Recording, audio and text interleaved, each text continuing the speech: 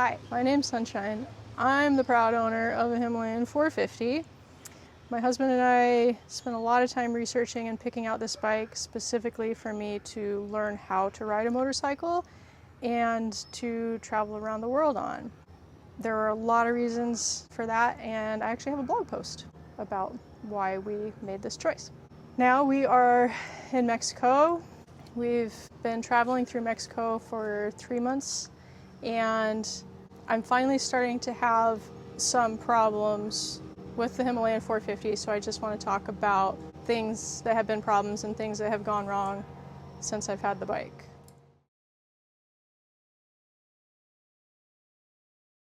One of the first problems I had was I dropped the bike, I bent the hand guard, and it impaired the movement of the throttle.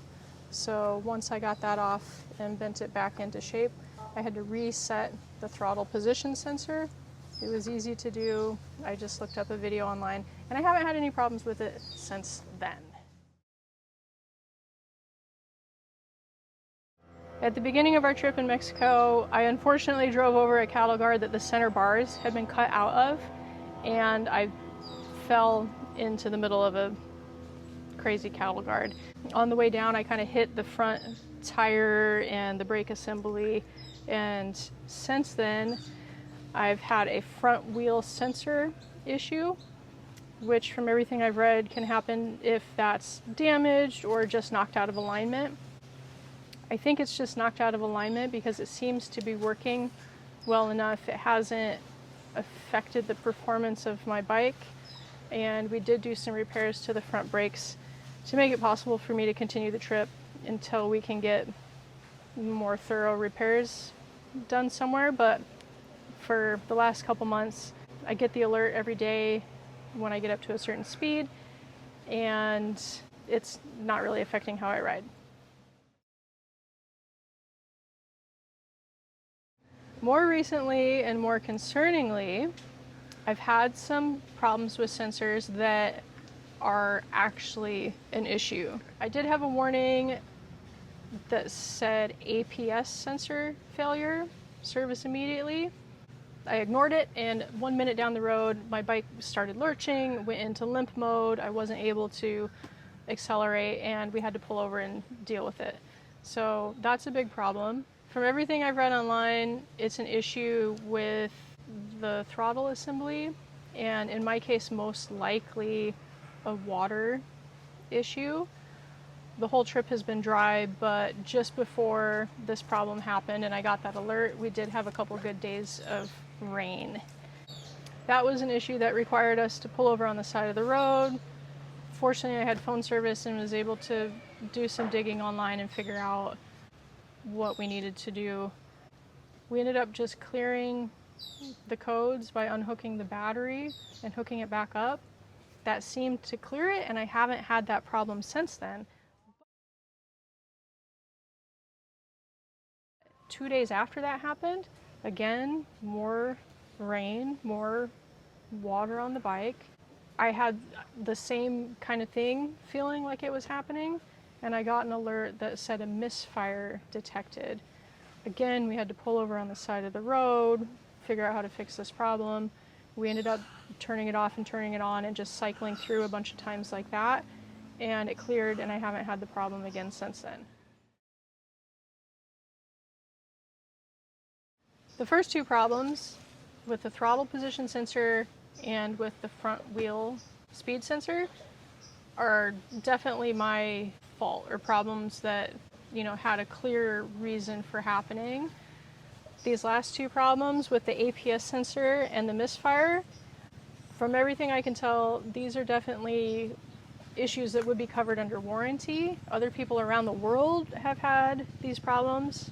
I did reach out to Royal Enfield. They encouraged me to stop at a dealership and have it checked out. We are in the middle of Mexico, and the closest dealerships we can go to are several hours away. Like, it would take us a couple days. We're in southern Mexico. To get there. We are in southern Mexico. So after doing some digging, reaching out to Royal Enfield and reaching out to the closest dealerships, we've decided that it's not really worth our time and energy to take it in for an inspection right now. The dealership did say that if this is an issue that's covered by warranty, the process could be pretty lengthy.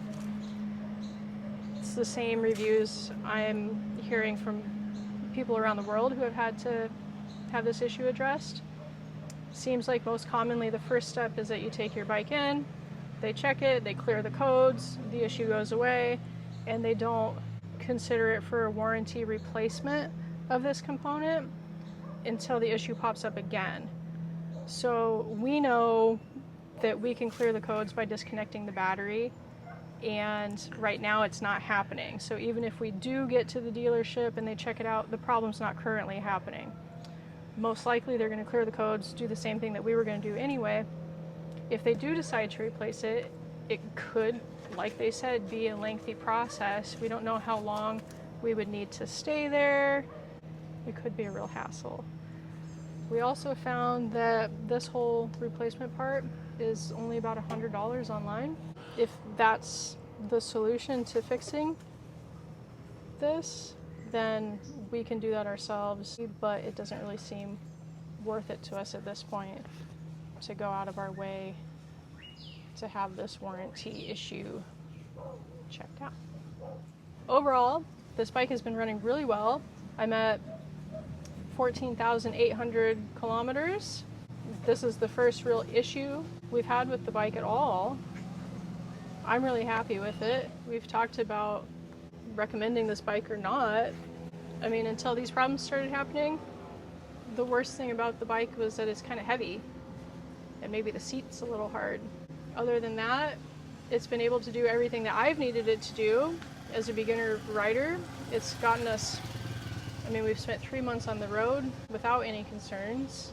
Eric has even talked several times about trading out his bike for the Himalayan 450 because he likes everything about it.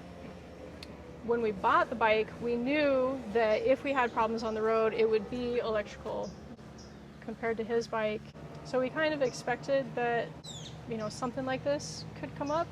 And now that it's finally happening, it's a little bit frustrating, but we have been able to do roadside service ourselves and get to where we needed to be safely.